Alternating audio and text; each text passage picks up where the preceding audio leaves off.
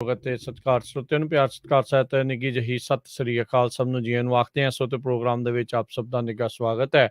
Programme ਖਬਰ ਤੇ ਨਜ਼ਰ ਲੈ ਕੇ ਹਾਜ਼ਰ ਹੋ ਚੁੱਕੇ ਹਾਂ। ਮੈਂ ਰਾਜਕਨਵੀਰ ਸਿੰਘ, ਮੇਰੇ ਨਾਲ ਜੁੜ ਚੁੱਕੇ ਨੇ ਮਿੰਟੂ ਗੁਰਸਰੀਆ ਜੀ। ਅੱਜ 22 ਮਾਰਚ ਦਿਨ ਮੰਗਲਵਾਰ। ਮਿੰਟੂ ਜੀ ਸਵਾਗਤ ਹੈ, ਸਤਿ ਸ੍ਰੀ ਅਕਾਲ। ਸ਼ੁਕਰੀਆ ਜੀ ਸਾਰਿਆਂ ਨੂੰ, ਸਤਿ ਸ੍ਰੀ ਅਕਾਲ ਜੀ। ਸਾਡੇ ਅੱਜ ਦੇ ਪ੍ਰੋਗਰਾਮ ਖਬਰ ਤੇ ਨਜ਼ਰ ਨੂੰ ਸਪਾਂਸਰ ਕਰਦੇ ਨੇ ਖਾਲਸਾ ਇੰਸ਼ੋਰੈਂਸ ਏਜੰਸੀ, ਜਿਨ੍ਹਾਂ ਦੇ ਕੋਲੋਂ ਤੁਸੀਂ ਹਰ ਇੱਕ ਤਰੀਕੇ ਦੀ ਇੰਸ਼ੋਰੈਂਸ ਕਰਵਾ ਸਕਦੇ ਹੋ। ਇੰਸ਼ੋਰੈਂਸ ਬਾਰੇ ਪਤਾ ਕਰਨ ਲਈ ਕਾਲ ਕਰੋ 408 272 402 ਟਿਰਕੀਆਣਾ ਇਮੀਗ੍ਰੇਸ਼ਨ ਲਾ ਫਰਮ। ਇਮੀਗ੍ਰੇਸ਼ਨ ਦਾ ਹੋਵੇ ਕਿਸੇ ਵੀ ਤਰੀਕੇ ਦਾ ਕੰਮ, ਕਾਲ ਅਟਰਨੀ ਜੇ ਟਿਰਕੀਆਣਾ 415 909 0503 4159090503। ਕ੍ਰਿਸ਼ਨ ਤਨੋਤਾ ਯੂਨੀਵਰਸਿਟੀ, ਬਲਜਿੰਦਰ ਸਿੰਘ ਨੇਜਰ ਵੁੱਡਲੈਂਡ, ਪਰਮਜੀਤ ਕੌਰ ਰੰਗੀ ਵੈਕਾਵਿਲ, ਜੀ ਐਨ ਟਾਇਰ ਐਂਡ ਲੂਬ, ਜਿਨ੍ਹਾਂ ਦੇ ਕੋਲੋਂ ਤੁਸੀਂ truck wash, oil change, air brake ਦਾ ਕੰਮ ਕਰਵਾ ਸਕਦੇ ਹੋ। ਨਵੇਂ ਪੁਰਾਣੇ ਟਾਇਰ ਵਾਜਿਬ ਕੀਮਤਾਂ ਤੇ ਖਰੀਦ ਸਕਦੇ ਹੋ। ਸੈਂਟਾਨੈਲਾ ਮਡੇਰਾ 'ਚ ਲੋਕੇਸ਼ਨ ਨੇ। ਕਾਲ ਕਰ ਸਕਦੇ ਹੋ 99 209 277 0113। West coast truck driving school Fresno, ਜਿਹੜੇ ਕਿ ਤੁਹਾਨੂੰ ਟਰੱਕ ਚਲਾਉਣ ਦੀ ਸਿਖਲਾਈ ਵਧੀਆ ਢੰਗ ਦੇ ਨਾਲ ਦਿੰਦੇ ਹਨ। ਕਾਲ ਅਜੀਤ ਅਟਵਾਲ 559 374 4541। ਹਰਨੇਕ ਸਿੰਘ ਪਾਵਲਾ, ਰੈਂਟਨ ਵਾਸ਼ਿੰਗਟਨ, ਗੁਰਮੀਤ ਸਿੰਘ ਧਿਆਨ ਕੌਰ ਸਮਰਾ, ਮੋਡੈਸਟੋ। ਇਹਨਾਂ ਸਾਰਿਆਂ ਦਾ ਧੰਨਵਾਦ। ਜੇਕਰ ਤੁਸੀਂ ਜਾਂ ਕੋਈ ਹੋਰ ਕਾਰੋਬਾਰ ਇਸ ਪ੍ਰੋਗਰਾਮ ਨੂੰ ਸਪਾਂਸਰ ਕਰਨਾ ਚਾਹੁੰਦੇ ਹੋ, ਸੰਪਰਕ ਕਰ ਸਕਦੇ ਹੋ ਨੰਬਰ 408 722 7698 ਦੇ ਉੱਤੇ। ਪਿੰਡੂ ਜੀ, ਗੱਲਬਾਤ ਦਾ ਸਿਲਸਿਲਾ ਸ਼ੁਰੂ ਕਰਦੇ ਜਾਈਏ। ਇਜਲਾਸ ਹੋਇਆ ਖਤਮ, ਰਾਜਾ ਵੜਿੰਗ ਤੇ ਸੀਐਮ ਆਮੋ ਸਾਹਮਣੇ। ਜੀ ਬਿਲਕੁਲ, ਇਜਲਾਸ ਖਤਮ ਹੋ ਗਿਆ। ਇਸ ਦੇ ਨਾਲ ਹੀ ਮੁਲਤਵੀ ਜਿਹੜਾ ਹੋਇਆ ਵਾ ਉਹ ਅਣਮਿੱਥੇ ਸਮੇਂ ਰੱਖਿਆ। ਇਹਦਾ ਮਤਲਬ ਇਹ ਕਿ ਹੁਣ ਸ਼ਾਇਦ ਇਹ ਸੈਸ਼ਨ ਜਿਹੜਾ ਆ ਉਹ ਦੁਬਾਰਾ, ਜਿਵੇਂ ਮੌਨਸੂਨ ਰੋਤਿਆ ਜਾਂ ਉਸ ਤੋਂ ਪਹਿਲਾਂ ਵੀ ਹੋ ਸਕਦਾ ਹੈ ਕਿ ਸਪੈਸ਼ਲ ਇਜਲਾਸ ਇਹਨਾਂ ਨੂੰ ਸੱਦਣਾ ਪਵੇਗਾ, ਕਿਉਂਕਿ ਜਿਹੜਾ ਅੱਜ ਦਾ ਬਜਟ ਹੈ ਉਹ ਸਿਰਫ 3 ਮਹੀਨੇ ਵਾਸਤੇ ਹੁੰਦਾ। ਜਦੋਂ ਨਵੀਂ ਸਰਕਾਰ ਆਉਂਦੀ ਹੈ ਨਾ, ਕਿਉਂਕਿ ਹੁਣ ਦੇਖੋ ਮਾਰਚ 31 ਤਾਂ ਸਿਰ ਤੇ ਹੈ, ਤਾਂ ਉਹ ਇੱਕ ਤਰ੍ਹਾਂ ਨਾਲ ਕਹਿ ਲਓ ਕਿ ਵੋਟ ਅਕਾਊਂਟ ਹੁੰਦਾ ਕਿ ਇੱਕ ਵਾਰੀ ਇੱਕ ਤਰ੍ਹਾਂ ਨਾਲ ਕਹਿ ਲਓ ਕਿ ਕੰਮ ਚਲਾਊ ਬਜਟ ਹੈ ਜਿਹੜਾ ਉਹ ਸਰਕਾਰ ਪਾਸ ਕਰ ਦਿੰਦੀ ਹੈ। ਉਸ ਤੋਂ ਬਾਅਦ ਫਿਰ 3 ਮਹੀਨਿਆਂ ਦੇ ਬਾਅਦ ਜਿਹੜਾ ਅਸਲੀ ਬਜਟ ਹੁੰਦਾ ਉਹ ਆ ਜਾਂਦਾ ਹੈ। ਸੋ ਇਸ ਕਰਕੇ ਇਹਨੂੰ ਕਹਿ ਸਕਦੇ ਆਪਾਂ ਕਿ ਇਹ ਵੀ ਜ਼ਰੂਰੀ ਹੁੰਦਾ, ਇੱਕ ਫਾਰਮੈਲਿਟੀ ਹੁੰਦੀ ਹੈ। ਇਸ ਤੋਂ ਇਲਾਵਾ ਗਵਰਨਰ ਦੀ ਸਪੀਚ ਹੋਈ ਸੀਗੀ। ਗਵਰਨਰ ਦੀ ਸਪੀਚ ਤੋਂ ਬਾਅਦ ਇੱਕ ਧੰਨਵਾਦੀ ਸਪੀਚ ਦਾ ਦੌਰ ਰੱਖਿਆ ਜਾਂਦਾ, ਜਿਹਦੇ ਵਿੱਚ ਵੱਖ-ਵੱਖ ਵਿਧਾਇਕ ਬੋਲਦੇ ਨੇ। ਪਰ ਅੱਜ ਸੀਐਮ ਸਾਹਿਬ ਨੇ ਕਿਹਾ ਕਿ ਸਾਡੇ ਵਿਧਾਇਕ ਕੁਛ ਨਵੇਂ ਆ, ਸੋ ਉਹਨਾਂ ਨੂੰ ਭਾਸ਼ਣ ਵਾਸਤੇ ਥੋੜੀ ਤਿਆਰੀ ਚਾਹੀਦੀ ਆ, ਸਮਾਂ ਚਾਹੀਦਾ ਹੈ। ਤਾਂ ਬਹਰਹਾਲ ਫਿਰ ਇਸ ਗੱਲ ਦੇ ਨਾਲ ਸਪੀਕਰ ਸਾਹਿਬ ਮੁਤਫਿਕ ਨਜ਼ਰ ਆਏ। ਉਹਨਾਂ ਦੀ ਪਾਰਟੀ ਦੀ ਹੈ, ਤੁਹਾਨੂੰ ਪਤਾ ਹੀ ਹੈ, ਕੁਲਤਾਰ ਸਿੰਘ ਸੰਧਵਾ, ਤਾਂ ਉਹਨਾਂ ਨੇ ਅਣਮਿੱਥੇ ਸਮੇਂ ਵਾਸਤੇ ਇਸ ਇਜਲਾਸ ਨੂੰ ਖਤਮ ਕਰ ਦਿੱਤਾ। ਤਾਂ ਖੈਰ, ਇਸ ਤੋਂ ਪਹਿਲਾਂ ਜਿਹੜੀਆਂ ਗੱਲਾਂ ਵਾਪਰੀਆਂ ਨੇ ਉਹ ਕੁਛ ਇਸ ਕਿਸਮ ਦੀਆਂ, ਜੇ ਆਪਾਂ ਕਹਿ ਲਈਏ ਕਿ ਇੱਕ ਭੇੜਾਂ ਹੀ ਆ, ਭੇੜਾਂ ਹੋਈਆਂ। ਭੇੜ ਉਹ ਇਸ ਕਰਕੇ ਹੋਏ ਕਿਉਂਕਿ ਉਹਦੇ ਵਿੱਚ ਰਾਜਾ ਵੜਿੰਗ ਤੇ ਭਗਵੰਤ ਮਾਨ ਕਿਤੇ ਨਾ ਕਿਤੇ ਆਮੋ ਸਾਹਮਣੇ ਹੋ ਗਏ। ਦੋ ਕੁਛ ਕੋਟੀ ਦੇ ਬੁਲਾਰੇ ਆ ਪੰਜਾਬ ਦੀ ਰਾਜਨੀਤੀ ਦੇ ਵਿੱਚ, ਤੁਹਾਨੂੰ ਪਤਾ ਹੀ ਹੈ। ਦੋਵੇਂ ਇੱਕ ਹਮਲਾਵਰੀ ਸਟਾਈਲ ਰੱਖਦੇ ਆ ਬੋਲਣ ਦਾ। ਅਸਲ ਦੇ ਵਿੱਚ ਕੀ ਸੀਗਾ ਕਿ ਭਗਵੰਤ ਮਾਨ ਕਹਿ ਰਹੇ ਸਨ ਕਿ ਦੇਖੋ ਅਸੀਂ ਕੱਲ ਨੂੰ ਛੁੱਟੀ ਕਰਨ ਜਾ ਰਹੇ ਹਾਂ, ਜੋ ਭਗਤ ਸਿੰਘ ਜੀ ਦਾ ਸ਼ਹੀਦੀ ਦਿਹਾੜਾ ਆ, ਇਸ ਮੌਕੇ ਤੇ ਅਸੀਂ ਛੁੱਟੀ ਕਰਨ ਜਾ ਰਹੇ ਹਾਂ।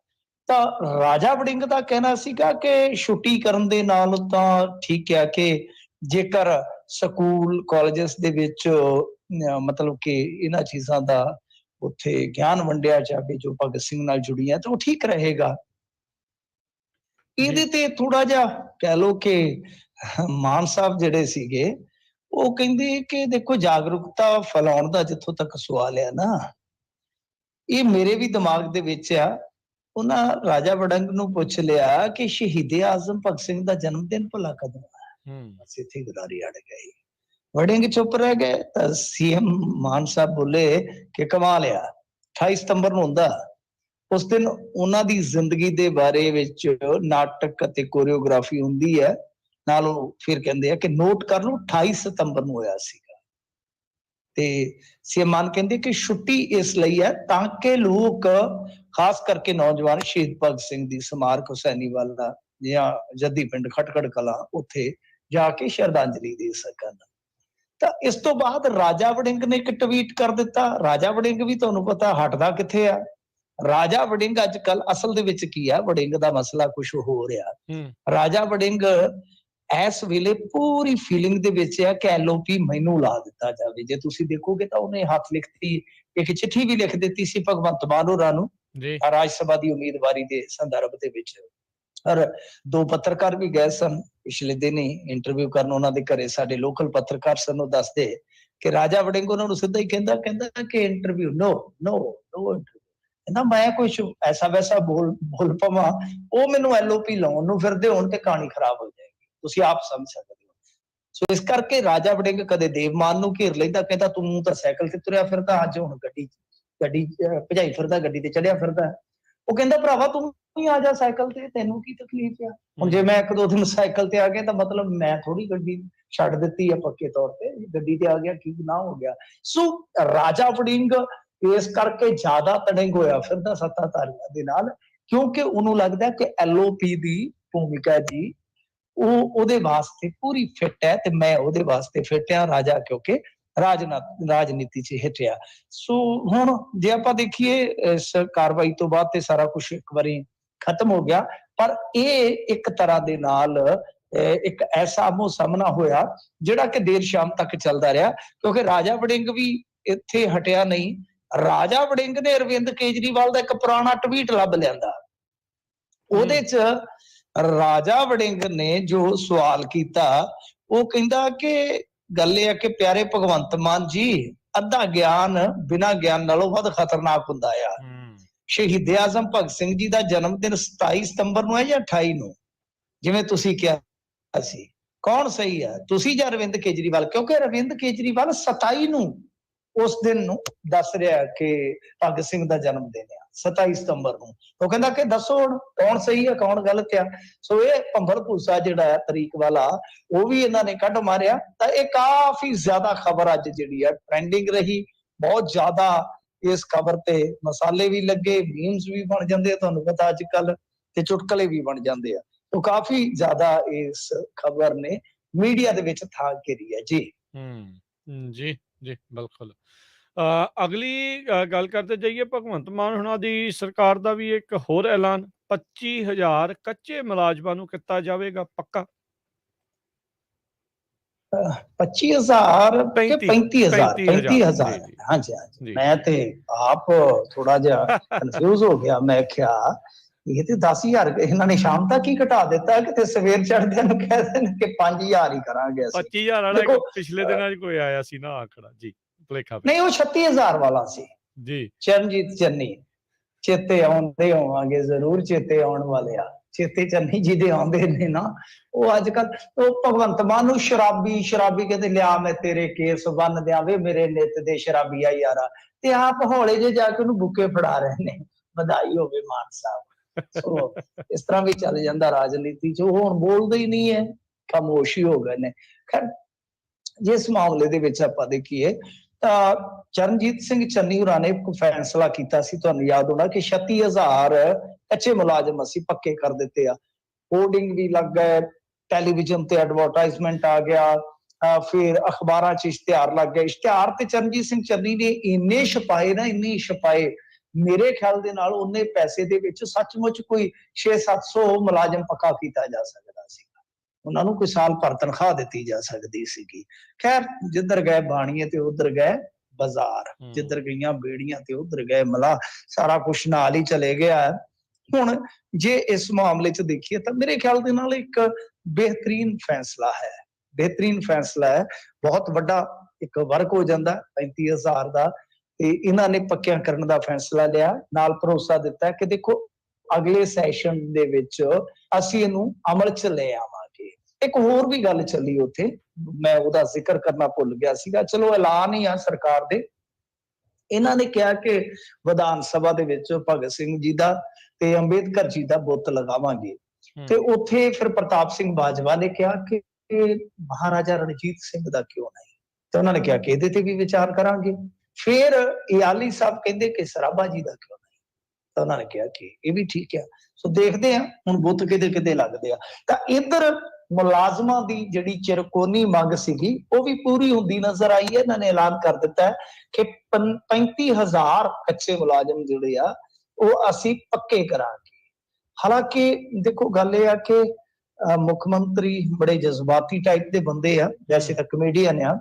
ਉਹ ਕਹਿੰਦੇ ਆ ਕਿ ਅਸੀਂ ਪਹਿਲਾਂ ਹੀ 70 ਸਾਲ ਲੇਟ ਹੋ ਚੁੱਕੇ, ਸਾਡੇ ਵੱਲੋਂ ਲਏ ਜਾ ਰਹੇ ਫੈਸਲਿਆਂ ਨੂੰ ਲੋਕ ਪ੍ਰਵਾਨ ਵੀ ਕਰ ਰਹੇ ਆ। ਉਹ ਕਹਿੰਦੇ ਆ ਕਿ ਜਦੋਂ ਮਤਲਬ ਕਿ ਅਸੀਂ ਪੰਜਾਬ ਵਿੱਚ ਨਿਕਲਦੇ ਸੀ ਤਾਂ ਸਾਡੀਆਂ ਗੱਡੀਆਂ ਸਾਹਮਣੇ ਆ ਕੇ ਮੁਲਾਜ਼ਮ ਪੱਕੇ ਹੋਣ ਦੀ ਦੁਹਾਈ ਪਾਉਂਦੇ ਸਨ। ਕਈ ਵਾਰ ਤਾਂ ਆਪਣੇ ਦੁੱਖ ਸੁਣਾਉਂਦੇ ਰੋ ਵੀ ਪੈਂਦੇ ਸਨ। ਤੇ ਅਸੀਂ ਵਾਅਦਾ ਕੀਤਾ ਸੀਗਾ ਕਿ ਸਾਡੀ ਸਰਕਾਰ ਆਉਣ ਤੇ ਮੁਲਾਜ਼ਮ ਪੱਕੇ ਕਰ ਦਿਆਂਗੇ।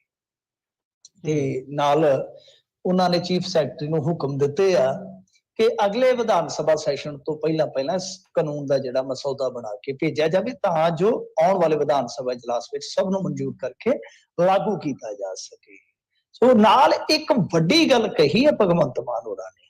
ਉਹਨਾਂ ਕਿਹਾ ਕਿ ਹੁਣ ਠੇਕਾ ਪ੍ਰਣਾਲੀ ਦਾ ਖਹਿੜਾ ਛੱਡ ਦਿਓ। ਮਤਲਬ ਕਿ ਜੋ ਠੇਕੇ ਤੇ ਮੁਲਾਜ਼ਮ ਰੱਖੇ ਜਾਂਦੇ ਆ, ਜਿਹੜੇ ਮੁਲਾਜ਼ਮ ਫਿਰ ਸ਼ੋਸ਼ਣ ਵਾਸਤੇ ਵਰਤੇ ਜਾਂਦੇ ਆ, ਕਿ ਇਹ ਪ੍ਰਕਿਰਿਆ ਹੀ ਬੰਦ ਕੀਤੀ ਜਾਣੀ ਚਾਹੀਦੀ ਹੈ। ਉਹਨਾਂ ਕਿਹਾ ਕਿ ਅਜੇ ਨਵੀਆਂ ਨੌਕਰੀਆਂ ਪੈਦਾ ਨਹੀਂ ਕੀਤੀਆਂ ਜਾ ਰਹੀਆਂ, ਪਰ ਪਹਿਲਾਂ ਕੱਚੇ ਮੁਲਾਜ਼ਮਾਂ ਦਾ ਹੱਲ ਕਰਨਾ ਜ਼ਰੂਰੀ ਹੈ। ਬਾਅਦ ਵਿੱਚ ਹੋਰ ਨੌਕਰੀਆਂ ਵੀ ਮਤਲਬ ਕਿ ਜਨਰੇਟ ਕਰਾਂਗੇ, ਪਰ ਉਸ ਤੋਂ ਪਹਿਲਾਂ ਆ ਜਿਹੜੀ ਠੇਕੇ ਵਾਲੀ ਪ੍ਰਣਾਲੀ ਹੈ ਬੰਦ ਕਰ ਦੇਵਾਂਗੇ ਅਸੀਂ। ਸੋ ਗਰੁੱਪ ਸੀ ਤੇ ਗਰੁੱਪ ਡੀ ਦੇ 35,000 ਕੱਚੇ ਮੁਲਾਜ਼ਮਾਂ ਵਾਸਤੇ ਇਹ ਦਿਨ ਜਿਹੜਾ ਹੈ, ਉਹ ਜਿਵੇਂ ਗਾਣਾ ਹੈ ਨਾ, ਅੱਜ ਦਿਨ ਖੁਸ਼ੀਆਂ ਦਾ ਚੜਿਆ ਵੀ ਅੱਜ ਦਿਨ ਖੁਸ਼ੀਆਂ ਦਾ ਚੜਿਆ, ਉਹਨਾਂ ਵਾਸਤੇ ਇੱਕ ਵਾਰੀ ਇਹ ਦਿਨ ਖੁਸ਼ੀਆਂ ਵਾਲਾ ਤਾਂ ਨਹੀਂ ਇੰਨਾ ਜ਼ਿਆਦਾ ਕਹਿ ਸਕਦੇ, ਕਿਉਂਕਿ ਅੱਗੇ ਵੀ ਲਾਰੇ ਲੱਗੇ ਨੇ, ਅੱਗੇ ਵੀ ਉਹਨਾਂ ਦੇ ਨਾਲ ਧੋਖੇ ਹੋਏ ਨੇ, ਪਰੰਤੂ ਉਹਨਾਂ ਵਾਸਤੇ ਆਸ ਦਾ ਜਾਂ ਉਮੀਦ ਦਾ ਦਿਨ ਜ਼ਰੂਰ ਕਿਹਾ ਜਾ ਸਕਦਾ। ਹੋਰ ਵੀ ਕਈ ਸਮੱਸਿਆਵਾਂ ਨੇ, ਹਾਲੇ ਬੜੇ ਬੇਰੁਜ਼ਗਾਰ ਜਿਹੜੇ ਕਤਾਰਾਂ 'ਚ ਲੱਗੇ ਹੋਏ ਆ, ਹਾਲੇ ਬਹੁਤ ਸਾਰੀਆਂ ਲਟਕਵੀਆਂ ਭਰਤੀਆਂ ਨੇ ਜਿਹੜੀਆਂ ਲਟਕ ਰਹੀਆਂ, ਬੜੇ ਹੱਲ ਕਰਨੇ ਪੈਣਗੇ। ਸੋ ਮਸਲੇ ਬਹੁਤ ਨੇ ਤੇ ਹੱਲ ਵੀ ਕਰਨ ਵਾਲੇ ਬਹੁਤ ਕਾਹਲੇ ਆ। ਸੋ ਦੇਖਦੇ ਆ ਅੱਗੇ ਕਿਵੇਂ ਚੱਲਦਾ ਕੰਮ, ਪਰ ਕੱਚੇ ਮੁਲਾਜ਼ਮਾਂ ਵਾਸਤੇ ਇੱਕ ਬਹੁਤ ਵੱਡਾ ਤੋਹਫਾ ਹੈ ਜੇਕਰ ਉਹਨਾਂ ਨੂੰ ਰੈਗੂਲਰ ਕਰ ਦਿੱਤਾ ਜਾਏ। ਜੀ ਬਿਲਕੁਲ। ਸਰਕਾਰ ਬਦਲਣ ਤੋਂ ਬਾਅਦ ਕਹਿੰਦੇ ਵਿਜੀਲੈਂਸ ਦੀ ਪਹਿਲੀ ਕਾਰਵਾਈ ਵੀ ਆਈ ਹੈ ਸਾਹਮਣੇ। ਹਾਂਜੀ ਦੇਖੋ, ਗੱਲ ਇਹ ਆ ਕਿ ਇਹ ਜਿਹੜੀ ਕਾਰਵਾਈ ਹੈ ਵਿਜੀਲੈਂਸ ਦੀ, ਇਹ ਜਲੰਧਰ ਇੰਪਰੂਵਮੈਂਟ ਟਰਸਟ ਦੇ ਵਿੱਚ ਛਾਪੇ ਤੋਂ ਸ਼ੁਰੂ ਹੋਈ ਆ।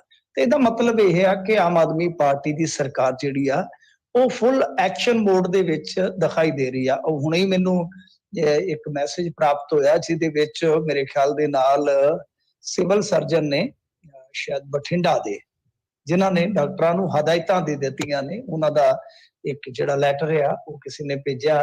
ਕਹਿੰਦੇ ਆ ਕਿ ਜਿਹੜੇ ਵੀ ਡਾਕਟਰ ਨੇ ਪ੍ਰਾਈਵੇਟਲੀ ਪ੍ਰੈਕਟਿਸ ਕਰਦੇ ਆ ਜਿਹੜੇ, ਉਹ ਨਾ ਸੰਬੰਧੀ ਮਤਲਬ ਕਿ ਇੱਕ ਸਰਟੀਫਿਕੇਟ ਜਿਹੜਾ ਦੇ ਦਿਓ, ਤੇ ਨਾਲ ਇਹ ਵੀ ਹਦਾਇਤ ਕੀਤੀ ਜਾਂਦੀ ਹੈ ਕਿ ਪ੍ਰਾਈਵੇਟ ਪ੍ਰੈਕਟਿਸ ਕਰਨ ਸੰਬੰਧੀ ਜੇਕਰ ਕੋਈ ਕੇਸ ਸਾਹਮਣੇ ਆਉਂਦਾ ਹੈ ਤਾਂ ਉਹਦੀ ਜ਼ਿੰਮੇਵਾਰੀ ਸੰਬੰਧਤ ਐਸਐਮਓ ਦੀ ਹੋਵੇ। ਮਤਲਬ ਕਿ ਇੱਕੋ ਵੇਲੇ ਸੁਧਾਰਾਂ ਦੀ ਪ੍ਰਕਿਰਿਆ ਜਿਹੜੀ ਉਹ ਕਈ ਖੇਤਰਾਂ 'ਚ ਚੱਲ ਰਹੀ ਹੈ। ਮਤਲਬ ਹੈਲਥ ਸਭ ਤੋਂ ਪਹਿਲਾਂ ਟਾਰਗੇਟ ਕੀਤਾ ਜਾ ਰਿਹਾ, ਜਿੰਨਾ ਕੋ ਮੈਨੂੰ ਸਮਝ ਲੱਗ ਰਹੀ ਹੈ, ਕਿਉਂਕਿ ਇਹਨਾਂ ਨੇ ਆਪਣੀ ਕੰਪੇਨ ਦੇ ਵਿੱਚ ਵੀ ਜੇ ਤੁਸੀਂ ਦੇਖੋਗੇ ਵਾਰ-ਵਾਰ ਸਿਹਤ ਅਤੇ ਸਿੱਖਿਆ ਤੇ ਜ਼ੋਰ ਦਿੱਤਾ ਸੀਗਾ। ਤਾਂ ਪਹਿਲਾ ਜ਼ੋਰ ਜਿਹੜਾ ਲੱਗਦਾ ਆ ਕਿ ਆਮ ਆਦਮੀ ਪਾਰਟੀ ਲਾਏਗੀ ਸਿਹਤ ਤੇ। ਵੈਸੇ ਵੀ ਜੇ ਤੁਸੀਂ ਦੇਖੋਗੇ ਸਿਹਤ ਦਾ ਮਾਮਲਾ ਕੁਝ ਇਸ ਕਿਸਮ ਦਾ ਹੈ। ਵੈਸੇ ਆਪਾਂ ਜੇ ਨਿਗਾਹ ਮਾਰੀਏ ਮੰਤਰੀ ਮੰਡਲ ਦੇ, ਤਾਂ ਬਾਕੀ ਮੰਤਰਾਲੇ ਮੈਂ ਜਿਵੇਂ ਅੱਗੇ ਵੀ ਕਿਹਾ ਸੀਗਾ ਸ਼ਾਇਦ ਕਿ ਉਹਨਾਂ ਦੇ ਵਿੱਚ ਪੈਸਾ ਆਉਂਦਾ ਹੈ। ਸਿਹਤ ਅਤੇ ਸਿੱਖਿਆ ਇਸ ਤਰ੍ਹਾਂ ਦਾ ਕਿ ਉੱਥੇ ਤੁਹਾਨੂੰ ਬਹੁਤੀ ਮਲਾਈ ਨਹੀਂ ਚੱਟਣ ਨੂੰ ਮਿਲਦੀ, ਉੱਥੇ ਤੁਹਾਨੂੰ ਕੰਮ ਕਰਕੇ ਦਿਖਾਣਾ ਪੈਂਦਾ, ਕਿਉਂਕਿ ਉੱਥੇ ਪੈਸਾ ਲੱਗਣਾ ਹੈ। ਉਹ ਪੈਸਾ ਕਿਵੇਂ ਆਉਣਾ ਹੈ, ਬਜਟ ਦੇ ਵਿੱਚ ਕਿਸ ਤਰ੍ਹਾਂ ਤੁਸੀਂ ਉਹ ਸਾਰਾ ਪੈਸਾ ਜਿਹੜਾ ਮੈਨੇਜ ਕਰਨਾ, ਉਹ ਬਹੁਤ ਔਖਾ ਕਾਰਜ ਆ। ਸੋ ਉਹਦੀ ਜ਼ਿੰਮੇਵਾਰੀ ਜਿਹੜੀ ਹੈ ਉਹ ਜੇ ਆਪਾਂ ਦੇਖੀਏ ਤਾਂ ਬਹੁਤ ਵੱਡੇ ਜਿਹੜੇ ਹੈਗੇ ਨੇ ਮੇਰੇ ਖਿਆਲ ਦੇ ਨਾਲ ਡਾਕਟਰ ਵਿਜੇ ਸਿੰਗਲਾ, ਉਹਨਾਂ ਨੂੰ ਦਿੱਤੀ ਗਈ ਆ। ਹੈਲਥ ਐਂਡ ਫੈਮਿਲੀ ਵੈਲਫੇਅਰ ਉਹਨਾਂ ਦੇ ਕੋਲ ਚਲ ਗਿਆ, ਔਰ ਨਾਲ ਮੈਡੀਕਲ ਐਜੂਕੇਸ਼ਨ। ਸੋ ਇਹ ਇੱਕ ਬੜਾ ਚੈਲੰਜ ਹੁੰਦਾ ਵੱਡਾ, ਤੇ ਚੈਲੰਜ ਉਦੋਂ ਉਸ ਤੋਂ ਵੀ ਵੱਡਾ ਹੋ ਜਾਂਦਾ ਜਦੋਂ ਤੁਹਾਡੀ ਪਾਰਟੀ ਨੇ ਕਿਸੇ ਖਾਸ ਖੇਤਰ ਦੇ ਵਿੱਚ ਵਾਅਦੇ ਕੀਤੇ ਹੋਣ। ਕਿਉਂਕਿ ਇਹਨਾਂ ਨੇ ਕਿਹਾ ਸੀਗਾ ਕਿ ਇੱਕ ਤੇ ਆ ਕਿ 16,000 ਅਸੀਂ ਮੁਹੱਲਾ ਕਲੀਨਿਕ ਦੀ ਤਰਜ਼ ਤੇ ਪਿੰਡਾਂ ਦੇ ਵਿੱਚ ਉਹ ਬਣਾ ਦੇਾਂਗੇ, ਡਿਸਪੈਂਸਰੀਆਂ ਵਗੈਰਾ। ਸੈਕੰਡ ਇਹ ਕਿਹਾ ਸੀਗਾ ਕਿ ਇਲਾਜ ਜਿਹੜਾ ਉਹ ਹਰੇਕ ਦਾ ਫ੍ਰੀ ਹੋਏਗਾ। ਸੋ ਇਹ ਬੜੀ ਵੱਡੀ ਗੱਲ ਹੈ, ਉਹਨਾਂ ਨੇ ਵਾਅਦੇ ਬੜੇ ਕੀਤੇ ਆ। ਤੇ ਇਸੇ ਕਰਕੇ ਜੇ ਤੁਸੀਂ ਦੇਖੋਗੇ ਤਾਂ ਇਹਨਾਂ ਦੋ ਖੇਤਰਾਂ ਦੇ ਵਿੱਚ ਮੁੱਢਲੇ ਤੌਰ ਤੇ ਆਮ ਆਦਮੀ ਪਾਰਟੀ ਪੂਰਾ ਜ਼ੋਰ ਲਾ ਦੇਗੀ। ਖੈਰ ਜਿਹੜੀ ਗੱਲ ਇਹ ਆ ਕਿ ਵਿਜੀਲੈਂਸ ਵਗੈਰਾ ਇਹ ਤਾਂ ਬਾਈ ਚੱਲੇਗਾ ਕੰਮ। ਅੱਜ ਜਿਹੜੇ ਟਰਾਂਸਪੋਰਟ ਮਿਨਿਸਟਰ ਆ ਮਿਸਟਰ ਲਾਲਜੀਤ ਸਿੰਘ ਭੁੱਲਰ, ਉਹਨਾਂ ਨੇ ਵੀ ਕਹਿ ਦਿੱਤਾ, ਉਹਨਾਂ ਕਿਹਾ ਰਾਜੇ ਨੇ ਤੇ ਕਾਂਗਰਸੀਆਂ ਦੀਆਂ ਬੱਸਾਂ ਨਹੀਂ ਸੀ ਨਾ ਫੜੀਆਂ, ਅਕਾਲੀਆਂ ਦੀਆਂ ਫੜੀਆਂ ਸਨ, ਅਸੀਂ ਦੋਨੇ ਹੀ ਘਰਾਂ ਦੀਆਂ ਬੱਸਾਂ ਫੜਾਂਗੇ। ਦੋਨੇ ਕਿ ਅਸੀਂ ਕੋਈ ਵੀ ਹੋਵੇ ਨਹੀਂ ਬਖਸ਼ਣਾ, ਜਿਵੇਂ ਪ੍ਰਧਾਨ ਮੰਤਰੀ ਬਾਜੇ ਕੇ ਵਾਲਾ ਨਹੀਂ ਕਹਿੰਦਾ ਹੁੰਦਾ ਨਹੀਂ ਬਖਸ਼ਣਾ, ਨਹੀਂ ਬਖਸ਼ਣਾ, ਕਹਿੰਦੇ ਕਿ ਕਿਸੇ ਨੂੰ ਨਹੀਂ ਬਖਸ਼ਣਾ, ਅਸੀਂ ਸਾਰਿਆਂ ਦੀਆਂ ਬੱਸਾਂ ਜਿਹੜੀਆਂ ਉਹ ਢਾ ਲੈਣੀਆਂ ਨੇ।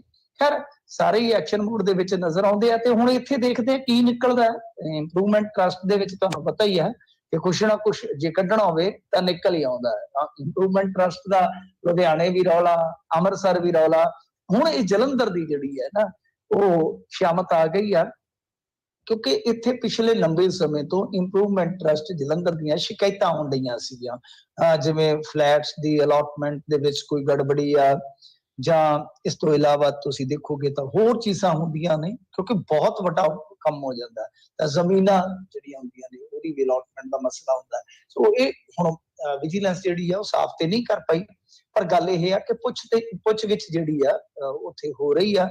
ਰੂਟੀਨ ਚੈਕਿੰਗ ਦੇ ਵਿੱਚ ਇਹ ਟੀਮ ਇਸ ਤਰ੍ਹਾਂ ਤਾਂ ਨਹੀਂ ਜਾਂਦੀ ਕਿ ਧੜੱਲੇ ਦੇ ਨਾਲ ਛਾਪੇਮਾਰੀ ਕੀਤੀ ਜਾਵੇ। ਬਾਕੀ ਹੁਣ ਹੌਲੀ ਹੌਲੀ ਮੈਨੂੰ ਲੱਗਦਾ ਕਿ ਰਫ਼ਤਾਰ ਪਕੜੀ ਜਾਏਗੀ ਔਰ ਵਿਜੀਲੈਂਸ ਵੀ ਤੁਹਾਨੂੰ ਬਹੁਤ ਜ਼ਿਆਦਾ ਹਰਕਤ ਦੇ ਵਿੱਚ ਵਿਖਾਈ ਦੇਵੇਗੀ। ਜੀ ਜੀ। ਅਗਲੀ ਗੱਲ ਕਰੀਏ, ਭਗਵੰਤ ਮਾਨ ਹੁਣਾਂ ਨੇ ਮੋਦੀ ਤੇ ਸ਼ਾਹ ਦੇ ਨਾਲ ਮੁਲਾਕਾਤ ਲਈ ਦੋਨਾਂ ਦੇ ਕੋਲੋਂ ਸਮਾਂ ਮੰਗਿਆ। ਹਾਂਜੀ ਦੇਖੋ, ਸਮਾਂ ਇਹਨਾਂ ਨੂੰ ਮਿਲ ਗਿਆ, ਮੇਰੇ ਖਿਆਲ ਦੇ ਨਾਲ ਵੀਰਵਾਰ ਦਾ ਸਮਾਂ ਮਿਲ ਗਿਆ ਹੈ। ਵੀਰਵਾਰ ਸਵੇਰੇ 11 ਵਜੇ ਮਿਲਣਗੇ, ਮਤਲਬ ਕਿ ਪਰਸੋਂ, ਬਲਕਿ ਬੁੱਧਵਾਰ ਹੋ ਗਿਆ ਤੇ ਪਰਸੋਂ ਵੀਰਵਾਰ, ਤੇ ਇਹਨਾਂ ਨੇ ਅੱਜ ਹੀ ਸਮਾਂ ਮੰਗਿਆ ਸੀਗਾ, ਉਹਨਾਂ ਨੇ ਇਹਨਾਂ ਨੂੰ ਸਮਾਂ ਪ੍ਰਦਾਨ ਕਰ ਦਿੱਤਾ। ਹੁਣ ਦੇਖਦੇ ਆ ਕਿ ਉੱਥੇ ਜਾ ਕੇ ਕੀ ਗੱਲਬਾਤ ਹੋਏਗੀ, ਪਰ ਮੇਰੇ ਖਿਆਲ ਦੇ ਨਾਲ ਚਲੋ ਸ਼ਿਸ਼ਟਾਚਾਰੀ ਇੱਕ ਮੁਲਾਕਾਤ ਹੁੰਦੀ ਹੈ ਨਾ, ਜੇ ਕੋਈ ਮੁੱਖ ਮੰਤਰੀ ਬਣਦਾ ਹੈ ਉਹ ਇੱਕ ਵਾਰੀ ਹੋਮ ਮਿਨਿਸਟਰ ਨੂੰ ਜਾਂ ਪ੍ਰਾਈਮ ਮਿਨਿਸਟਰ ਨੂੰ ਜ਼ਰੂਰ ਮਿਲਦੇ ਆ, ਚਾਹੇ ਉਹ ਚਰਨਜੀਤ ਸਿੰਘ ਚੰਨੀ ਹੋਣ, ਅਮਰਿੰਦਰ ਸਿੰਘ ਹੋਣ, ਸਾਰੇ ਹੀ ਜਾਂਦੇ ਆ। ਵੈਸੇ ਤੁਸੀਂ ਵੇਖਿਆ ਨਾ ਮਮਤਾ ਬੈਨਰਜੀ ਵੀ ਗਾਏ ਬਗਾਏ ਗੇੜਾ ਕੱਟ ਜਾਂਦੀ ਆ, ਪਰ ਮਸਲਾ ਇਹ ਆ ਕਿ ਉੱਥੇ ਕੱਲੀ ਸ਼ਿਸ਼ਟਾਚਾਰੀ ਨਹੀਂ ਦਿਖਣੀ ਚਾਹੀਦੀ, ਕਿਉਂਕਿ ਜਿੰਨਾ ਕੁ ਸਾਨੂੰ ਪਤਾ ਲੱਗ ਰਿਹਾ, ਜਿੰਨੀ ਕੁ ਸਾਨੂੰ ਸਮਝ ਆ ਰਹੀ ਹੈ ਕਿ ਦਰਅਸਲ ਇਹਨਾਂ ਦੇ ਚੂੜੀ ਬਹੁਤ ਜ਼ਿਆਦਾ ਟਾਈਟ ਹੋ ਜਾਏਗੀ ਆਉਣ ਵਾਲੇ ਦਿਨਾਂ 'ਚ ਜੇ ਆਮ ਆਦਮੀ ਪਾਰਟੀ ਇਸੇ ਤਰ੍ਹਾਂ ਸੁੱਤੀ ਰਹੀ, ਕਿਉਂਕਿ ਸਾਡੇ ਪਿੰਡਾਂ ਬੰਨੀ ਹੁਣ ਤੋਂ 2 ਤੋਂ 6 ਘੰਟਿਆਂ ਦੇ ਕੱਟ ਲੱਗ ਰਹੇ ਨੇ, ਹਿਸਾਬ ਲਾ ਲਓ ਬਿਜਲੀ ਦੇ, ਕਿਉਂਕਿ ਐਤਕੀ ਇੱਕ ਬੜੀ ਵੱਡੀ ਸਮੱਸਿਆ ਆ ਗਈ ਆ। ਔਰ ਸ਼ਾਇਦ ਤੁਹਾਨੂੰ ਇਸ ਗੱਲ ਦੀ ਜਾਣਕਾਰੀ ਵੀ ਹੋਵੇ ਕਿ ਕੱਲ ਸਦਨ ਦੇ ਵਿੱਚ, ਮਤਲਬ ਕਿ ਸਾਡੀ ਪਾਰਲੀਮੈਂਟ ਦੇ ਵਿੱਚ ਇਸ ਗੱਲ ਤੇ ਚਿੰਤਾ ਪ੍ਰਗਟਾਈ ਗਈ ਕਿ ਇੰਨੀ ਖੇਤੀ ਤੇ ਇੰਨੀ ਜ਼ਿਆਦਾ ਗਰਮੀ। ਤੁਸੀਂ ਆਪਣੇ ਬਚਪਨ ਨੂੰ ਯਾਦ ਕਰੋ, ਜਿਹੜਾ ਪੰਜਾਬ ਦੀਆਂ ਗਲੀਆਂ 'ਚ ਬਿਤਾਇਆ ਹੋਏਗਾ ਕਿ ਮਾਰਚ ਦੇ ਵਿੱਚ ਟਾਵੇਂ ਵਿਰਲੇ ਸਵੈਟਰ ਹੋਇਆ ਕਰਦੇ ਸਨ, ਐਤਕੀ ਮਾਰਚ ਦੇ ਵਿੱਚ ਏਸੀ ਚੱਲ ਰਹੇ, ਇੰਨੀ ਜ਼ਿਆਦਾ ਗਰਮੀ ਆ, ਟੈਂਪਰੇਚਰ ਜਿਹੜਾ ਆ 36 37 ਇੱਥੇ ਤੱਕ ਪਹੁੰਚਿਆ ਗਿਆ। ਸੋ ਇਸ ਕਰਕੇ ਉੱਥੇ ਵੀ ਚਿੰਤਾ ਪ੍ਰਗਟਾਈ ਜਾ ਰਹੀ ਆ ਕਿ ਬਾਈ ਇਕੱਲੀ ਚਿੰਤਾ ਨਾਲ ਮਸਲਾ ਨਹੀਂ ਹੱਲ ਹੋਣਾ, ਇਹਦੇ ਤੇ ਕੁਝ ਕਰੋ, ਕੰਮ ਕਰਨਾ ਚਾਹੀਦਾ। ਸੋ ਦੂਜੀ ਗੱਲ ਜਿਹੜੀ ਹੈ ਕਿ ਇੱਥੇ ਕੋਲੇ ਦੀ ਬੜੀ ਵੱਡੀ ਸਮੱਸਿਆ ਆ ਰਹੀ ਹੈ। ਇੱਕ ਤਾਂ ਤੁਹਾਨੂੰ ਪਤਾ ਹੈ ਯੂਕਰੇਨ ਵਾਰ ਕਰਕੇ ਕਾਫੀ ਜ਼ਿਆਦਾ ਮਸਲੇ ਗੁੰਝਲਦਾਰ ਹੋਏ ਪਏ ਨੇ। ਦੂਜਾ ਕੀ ਆ ਕਿ ਜਿੰਨਾ ਕੋ ਮੈਨੂੰ ਪਤਾ ਲੱਗਾ, ਹਾਲਾਂਕਿ ਪੁਸ਼ਟੀ ਤੇ ਨਹੀਂ ਕਰਦੇ, ਜਿੰਨਾ ਕੋ ਸੋਰਸ ਦੱਸ ਰਹੇ ਆ, ਉਹ ਕਹਿੰਦੇ ਆ ਕਿ ਨਰਿੰਦਰ ਮੋਦੀ ਹੋਰੀ ਪੈਂਦੀ ਸੱਟੇ ਹੀ ਇਸ ਸਰਕਾਰ ਦੇ ਮੂਹਰੇ ਇਸ ਤਰ੍ਹਾਂ ਦੀਆਂ ਪਰੇਸ਼ਾਨੀਆਂ ਖੜੀਆਂ ਕਰ ਰਹੇ ਨੇ ਕਿ ਲੋਕ ਆਪਣੇ ਆਪ ਹੀ ਇਹਨਾਂ ਦੀ ਮੁਖਾਲਫਤ ਤੇ ਉਤਰ ਜਾਣ। ਮਸਲਨ ਇੱਕ ਮਹਿਕਮੇ ਦਾ ਬੰਦਾ ਗੱਲ ਕਰ ਰਿਹਾ ਸੀਗਾ, ਗੱਲ ਇਹ ਕਰ ਰਿਹਾ ਸੀਗਾ, ਉਹ ਕਹਿੰਦਾ ਕਿ ਵੇਖੋ ਕੋਲੇ ਦੀ ਸ਼ਰਤੇ ਰੱਖੀ ਜਾ ਰਹੀ ਹੈ, ਕਿਉਂਕਿ ਪੰਜਾਬ ਦਾ ਜਿਹੜਾ ਮਸਲਾ ਹੈ ਨਾ, ਅਸੀਂ ਇੰਨੇ ਜ਼ਿਆਦਾ ਕਸੂਤੇ ਫਸੇ ਹੋਏ ਆ ਨਾ ਕਿ ਹੁਣ ਇੱਕ ਤੇ ਅਸੀਂ ਬਹੁਤ ਦੂਰ ਆ ਕੋਲੇ ਦੀਆਂ ਖਾਨਾਂ ਤੋਂ।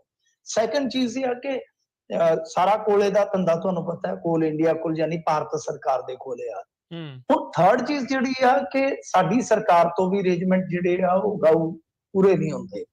ਹੁਣ ਸਮੱਸਿਆ ਕੀ ਆ ਗਈ ਆ, ਉਹ ਕਹਿੰਦੇ ਆ ਕਿ ਜੇ ਕੋਲਾ ਲੈਣਾ ਹੈ ਤਾਂ ਜਿਹੜਾ ਬਾਹਰੋਂ ਇੰਪੋਰਟ ਹੋਇਆ, ਕਿਉਂਕਿ ਇੰਡੀਆ ਇੰਪੋਰਟ ਵੀ ਕਰਦਾ ਨਾ, ਤੇ ਇੰਪੋਰਟ ਖੇਡ ਦੇ ਵਿੱਚ ਅਡਾਨੀ ਦਾ ਬਹੁਤ ਵੱਡਾ ਰੋਲ ਆ। ਉਹ ਕਹਿੰਦੇ ਕਿ 10 ਤੋਂ 15% ਤੁਹਾਨੂੰ ਉਹ ਜਿਹੜਾ ਇੰਪੋਰਟ ਹੋਇਆ ਕੋਲਾ ਵਾ ਉਹ ਖਰੀਦਣਾ ਪਵੇਗਾ। ਸ਼ਰਤ ਰੱਖੀ ਜਾ ਰਹੀ ਆ, ਰੈਕ ਨਹੀਂ ਦਿੱਤੇ ਜਾ ਰਹੇ ਸਾਨੂੰ ਖਾਲੀ। ਸੋ ਇਸ ਕਰਕੇ ਮੈਂ ਸਮਝਦਾ ਕਿ ਕੱਲਾ ਜੇ ਤੇ ਜਾ ਕੇ ਉੱਥੇ ਫੁੱਲਾਂ ਵਾਲਾ ਗੁਲਦਸਤਾ ਜਿਹਾ ਦੇਣਾ ਹੈ ਤੇ ਉਹ ਫੁੱਲਾਂ ਦਾ ਕਤਲਾਮ ਹੀ ਹੋਏਗਾ, ਹੋਰ ਕੁਛ ਨਹੀਂ ਹੈ। ਉਹ ਛੱਡੋ ਖੜਾ, ਉਹਦਾ ਕੋਈ ਫਾਇਦਾ ਨਹੀਂ ਹੈਗਾ। ਉਹ ਫੁੱਲ ਹੀ ਕਤਲ ਕਰਨੇ ਆ, ਤੁਸੀਂ 20 ਕਰ ਲਓ 50 ਕਰ ਲਓ। ਇਹਦੇ ਨਾਲੋਂ ਚੰਗਾ ਕਿ ਅੱਖ ਚੱਕ ਪਾ ਕੇ ਉੱਥੇ ਪਹਿਲੀ ਵਾਰੀ ਦੱਸਿਆ ਉਹ ਕਿ ਮੈਂ ਬਾਈ ਵੱਖਰੀ ਕਿਸਮ ਦਾ ਚੀਫ ਮਿਨਿਸਟਰ ਰਿਹਾ ਤੇ ਮੈਂ ਦਰੀ ਜਿਹੜੀ ਆ ਕਾਰ 'ਚ ਹੀ ਸੁੱਟੀ ਫਿਰਦਾ। ਆਇੰਦਾ ਜਦੋਂ ਵੀ ਆਇਆ ਤੇ ਮੈਂ ਤੁਹਾਡੇ ਦਰਾਂ 'ਚ ਦਰੀ ਸੁੱਟ ਦੇਣੀ ਆ, ਵੇਖੀ ਜਾਓ ਸੀ ਫਿਰ ਜਿਹੜਾ ਕੁਝ ਹੋਏਗਾ। ਸੋ ਤੁਹਾਨੂੰ ਇਹ ਗੱਲਾਂ ਕਰਨੀਆਂ ਪੈਣਗੀਆਂ। ਜੇ ਤੇ ਅਰਵਿੰਦ ਕੇਜਰੀਵਾਲ ਦੀ ਉਂਗਲ ਫੜ ਕੇ ਚੱਲਣਾ ਤਾਂ ਤੁਹਾਡੀ ਮਰਜ਼ੀ ਹੈ, ਤੇ ਜੇ ਛਾਤੀ ਢਾਹ ਕੇ ਚੱਲਣਾ ਤੁਹਾਡੀ ਮਰਜ਼ੀ ਹੈ। ਦੋਵਾਂ 'ਚ ਕਹ ਲਓ ਕਿ ਫਰਕ ਇੰਨਾ, ਕੋਈ ਇੱਕ ਰਸਤਾ ਥੋੜਾ ਮੁਸ਼ਕਲ ਆ, ਇੱਕ ਰਸਤਾ ਜਿਹੜਾ ਉਹ ਬਹੁਤ ਜ਼ਿਆਦਾ ਆਸਾਨ ਆ, ਕਿਉਂਕਿ ਇਹ ਤੁਹਾਨੂੰ ਗੱਲਾਂ ਕਰਨੀਆਂ ਪੈਣੀਆਂ। ਅਰਵਿੰਦ ਕੇਜਰੀਵਾਲ ਉੱਥੇ ਬੈਠਾ ਤੁਹਾਨੂੰ ਸਮਝਾ ਸਕਦਾ, ਗਾਈਡ ਕਰ ਸਕਦਾ, ਹੁਕਮ ਦੇ ਸਕਦਾ, ਤੁਹਾਨੂੰ ਕਸੂਤਾ ਫਸਾ ਸਕਦਾ, ਤੇ ਜੇ ਕੋਈ ਚੰਗਾ ਹੋ ਗਿਆ ਉਹ ਕ੍ਰੈਡਿਟ ਲੈ ਸਕਦਾ। ਬਟ ਆ ਜਿਹੜੀਆਂ ਸਮੱਸਿਆਵਾਂ ਨੇ ਨਾ ਹਜ਼ੂਰ, ਇਹ ਤੁਹਾਨੂੰ ਹੀ ਪਹਿਲ ਕਦਮੀ ਕਰਕੇ ਹੱਲ ਕਰਨੀਆਂ ਪੈਣਗੀਆਂ। ਕੱਟ ਜਿਹੜੇ ਆ ਉਹ ਘਰੇਲੂ ਤੇ ਲੋਕ ਜਰ ਲੈਂਦੇ ਆ। ਖੇਤਾਂ ਦੇ ਵਿੱਚ 8 ਘੰਟੇ ਤੁਸੀਂ ਬਿਜਲੀ ਨਾ ਦੇ ਸਕੇ ਨਾ, ਤੇ ਤੁਹਾਡੀ ਉਹ ਲੋਕਾਂ ਨੇ ਨੇਰੀ ਲਿਆਉਣੀ ਆ, ਉਹ ਲਿਆਉਣੀ ਆ ਮਾਨ ਸਾਹਿਬ, ਇਹ ਯਾਦ ਰੱਖਿਓ। ਜੀ ਜੀ। ਅਗਲੀ ਗੱਲ ਕਰੀਏ, ਹਿਮਾਚਲ ਦੇ ਵਿੱਚ ਸਿੱਖ ਸ਼ਰਧਾਲੂਆਂ ਦੇ ਵਾਹਨਾਂ ਤੋਂ ਝੰਡੇ ਲਾਉਣ ਦੇ ਉੱਤੇ ਮੁੱਖ ਮੰਤਰੀ ਜੈ ਰਾਮ ਠਾਕੁਰ ਦਾ ਕੀ ਆ ਜੀ ਸਟੈਂਡ? ਇਹ ਦੇਖੋ, ਇਹਦਾ ਜਿਹੜਾ ਸਟੈਂਡ ਆਇਆ ਸਾਹਮਣੇ, ਮੈਂ ਸਮਝਦਾ ਕਿ ਕਾਫੀ ਉਹ ਗਲਤ ਜਿਹਾ ਸਟੈਂਡ ਆ, ਕਿਉਂਕਿ ਇਹਨੇ ਜਿਹੜੀ ਗੱਲ ਕਹੀ ਆ, ਉਹ ਕਹਿੰਦਾ ਕਿ ਪਾਬੰਦੀਸ਼ੁਦਾ ਝੰਡੇ ਲਾ ਕੇ ਕੁਝ ਗੱਡੀਆਂ ਹਿਮਾਚਲ 'ਚ ਦਾਖਲ ਹੋ ਰਹੀਆਂ, ਤੇ ਇਹਨਾਂ ਵਾਹਨਾਂ 'ਚ ਸਵਾਰ ਨੌਜਵਾਨ ਪਾਬੰਦੀਸ਼ੁਦਾ ਝੰਡੇ ਗੱਡੀ ਤੇ ਲਾ ਕੇ ਨਿਡਰ ਘੁੰਮ ਰਹੇ ਸੀਗੇ, ਮਤਲਬ ਕਿ ਜੋ ਉੱਥੋਂ ਲਾਇਆ ਗਿਆ ਹੈ। ਇਸ ਸੰਬੰਧੀ ਕਹਿੰਦੇ ਕਿ ਪੰਜਾਬ ਸਰਕਾਰ ਕੋਲ ਵੀ ਮੁੱਦਾ ਉਠਾਇਆ ਵਾ, ਤੇ ਉਹਨਾਂ ਨੇ ਵੀ ਕਿਹਾ ਕਿ ਇਹ ਮਾਮਲਾ ਪੂਰੀ ਤਰ੍ਹਾਂ ਗੰਭੀਰ ਆ, ਤੇ ਇਸ ਮਾਮਲੇ 'ਚ ਕਾਨੂੰਨੀ ਕਾਰਵਾਈ ਜਿਹੜੀ ਆ ਹੋਣੀ ਚਾਹੀਦੀ ਆ। ਉਹ ਕਹਿੰਦੇ ਆ ਕਿ ਇਸ ਪਿੱਛੇ ਦੇਸ਼ ਵਿਰੋਧੀ ਅਨਸਰਾਂ ਦਾ ਹੱਥ ਹੈ, ਤੇ ਉਹ ਮਾਹੌਲ ਖਰਾਬ ਕਰਨ ਦੀ ਕੋਸ਼ਿਸ਼ ਦੇ ਵਿੱਚ ਆ। ਤੇ ਉਹ ਕਹਿੰਦੇ ਆ ਕਿ ਇਸ ਸੰਬੰਧੀ ਮੁੱਖ ਸਕੱਤਰ ਦੇ ਨਾਲ, ਯਾਨੀ ਪੰਜਾਬ ਦੇ ਮੁੱਖ ਸਕੱਤਰ ਦੇ ਨਾਲ ਗੱਲ ਹੋ ਚੁੱਕੀ ਆ, ਤੇ ਉਹਨਾਂ ਭਰੋਸਾ ਦਿੱਤਾ ਹੈ ਕਿ ਭਵਿੱਖ ਵਿੱਚ ਅਜਿਹਾ ਨਹੀਂ ਹੋਏਗਾ। ਸੋ ਇਹਨਾਂ ਨੇ ਮਤਲਬ ਕਿ ਹੋਰ ਹੀ ਪਾਸੇ ਗੱਲ ਜਿਹੜੀ ਆ ਤੋਰ ਦਿੱਤੀ ਆ, ਔਰ ਇਹਨੂੰ ਜੋੜ ਦਿੱਤਾ ਹੈ ਕਿ ਉਹ ਹਥਿਆਰ ਲੈ ਕੇ ਘੁੰਮ ਰਹੇ ਆ। ਸੰਤ ਜਰਨੈਲ ਸਿੰਘ ਭਿੰਡਰਾਂਵਾਲਾ ਦੀਆਂ ਤਸਵੀਰਾਂ ਲੱਗੀਆਂ ਹੋਈਆਂ ਜੀ, ਫਲਾਂ ਆ, ਟਮਕਾਂ ਆ, ਇਹ ਪਤਾ ਨਹੀਂ ਕਹਾਣੀ ਕਿੱਧਰ ਨੂੰ ਜਾ ਰਹੀ ਹੈ। ਔਰ ਜੇ ਸੱਚਮੁੱਚ ਹੀ ਮਤਲਬ ਕਿ ਇਹਨਾਂ ਨੇ ਚੀਫ ਸੈਕਟਰੀ ਨਾਲ ਗੱਲ ਕੀਤੀ ਆ, ਤਾਂ ਚੀਫ ਸੈਕਟਰੀ ਦੱਸ ਨਹੀਂ ਸਕਦਾ? ਚਲੋ ਹੋ ਸਕਦਾ ਹਿਮਾਚਲੀਆਂ ਨੂੰ ਨਾ ਪਤਾ ਹੋਵੇ ਕਿ ਭਾਈ ਇਹ ਕੇਸਰੀ ਨਿਸ਼ਾਨ ਹੈ ਯਾਰ, ਇਹ ਕੋਈ ਤੋਪ ਥੋੜੀ ਹੈ ਕਿ ਹਿੰਸਾ ਹੋ ਜਾਂਦੀ ਹੈ। ਧਾਰਮਿਕ ਚਿੰਨ੍ਹ ਹਿੰਸਾ ਦੇ ਪ੍ਰਤੀਕ ਨਹੀਂ ਹੁੰਦੇ, ਔਰ ਸਿੱਖੀਜ਼ਮ ਦੇ ਵਿੱਚ ਸਾਂਝੀਵਾਲਤਾ ਦਾ ਪ੍ਰਤੀਕ ਆ ਨਿਸ਼ਾਨ ਸਾਹਿਬ। ਨਿਸ਼ਾਨ ਸਾਹਿਬ ਦਾ ਮਤਲਬ ਹੀ ਇਹ ਆ ਕਿ ਇੱਕ ਨਿਸ਼ਾਨ, ਜਿੱਥੇ ਮਰਜ਼ੀ ਤੁਸੀਂ ਉੱਥੇ ਚਲੇ ਜਾਓ, ਤੁਹਾਨੂੰ ਆਸਰਾ ਮਿਲੇਗਾ। ਹਾਲਾਂਕਿ ਕੁਝ ਘਟਨਾਵਾਂ ਹੋਈਆਂ ਨੇ ਅਤੀਤ ਦੇ ਵਿੱਚ, ਪਰੰਤੂ ਗੱਲ ਇਹ ਆ ਕਿ ਜਿਹੜਾ ਵੀ ਉੱਥੇ ਜਾਏਗਾ ਰਾਤ ਨੂੰ ਰਿਹਾਇਸ਼, ਲੰਗਰ ਖਾਣ ਵਾਸਤੇ, ਸਭ ਕੁਝ ਟਿਕਾਣਾ ਰਹਿਣ ਵਾਸਤੇ ਮਿਲਦਾ। ਸੋ ਗੱਲ ਇਹ ਆ ਕਿ ਧਾਰਮਿਕ ਪਰੰਪਰਾਵਾਂ ਦੇ ਮੁਤਾਬਕ ਕੇਸਰੀ ਨਿਸ਼ਾਨ ਸਾਹਿਬ ਆ, ਐਸਾ ਨਿਸ਼ਾਨ ਸਾਹਿਬ ਆ ਜਿਹਦੇ ਅਗਵਾਈ ਹੇਠ ਜਥੇ ਜਿਹੜੇ ਆ ਦਿੱਲੀ ਗਏ, ਔਰ ਉਸ ਅੰਦੋਲਨ ਨੂੰ ਜਿੱਤ ਕੇ ਆਏ ਆ, ਜਿਸ ਅੰਦੋਲਨ ਦੀ ਮਿਸਾਲ ਜਿਹੜੀ ਆ ਉਹ ਹਿਮਾਚਲ 'ਚ ਵੀ ਦਿੱਤੀ ਜਾਂਦੀ ਆ। ਇਹਦੇ ਨਾਲ ਕਿਹੜੀ ਹਿੰਸਾ, ਇਹਦੇ ਨਾਲ ਕਿਹੜੇ ਦੇਸ਼ ਵਿਰੋਧੀ ਅੰਸਰ, ਸਮਝ ਤੋਂ ਪਰੇ ਦੀ ਗੱਲ। ਔਰ ਪੰਜਾਬ ਸਰਕਾਰ ਜਾਂ ਜਿਹੜੇ ਚੀਫ ਸੈਕਟਰੀ ਉਹ ਕੀ ਕਹਿ ਰਹੇ ਨੇ ਕਿ ਗੰਭੀਰ ਮਾਮਲਾ ਹੈ, ਇਹਦੇ ਤੇ ਕਾਰਵਾਈ ਹੋਣੀ ਚਾਹੀਦੀ ਹੈ। ਕੀ ਲੱਛਣ ਆ ਬਈ? ਸੋ ਇਹਨਾਂ ਨੂੰ ਸਾਫ਼ ਕਰਨਾ ਚਾਹੀਦਾ ਹੈ ਕਿ ਇਹ ਭਾਈ ਇੱਕ ਤਰ੍ਹਾਂ ਨਾਲ ਧਾਰਮਿਕ ਚਿੰਨ੍ਹ ਹੈ, ਔਰ ਇੱਥੇ ਫੌਜੀਆਂ ਦੀਆਂ ਮੋਟਰ ਗੱਡੀਆਂ ਤੇ ਵੀ ਲੱਗਾ ਹੁੰਦਾ। ਇਹਦੇ 'ਚ ਕੀ ਆ? ਗੱਲ ਇਹ ਆ ਕਿ ਜੇ ਕੋਈ ਉੱਥੇ ਹਿੰਸਾ ਕਰਦਾ ਹੈ ਤੇ ਉਹਦੀ ਕੋਈ ਵਕਾਲਤ ਕਰੇ, ਫਿਰ ਤੇ ਕਹੋ ਕਿ ਕੋਈ ਮਾੜਾ ਕੰਮ ਕਰਦਾ ਹੈ ਜੀ।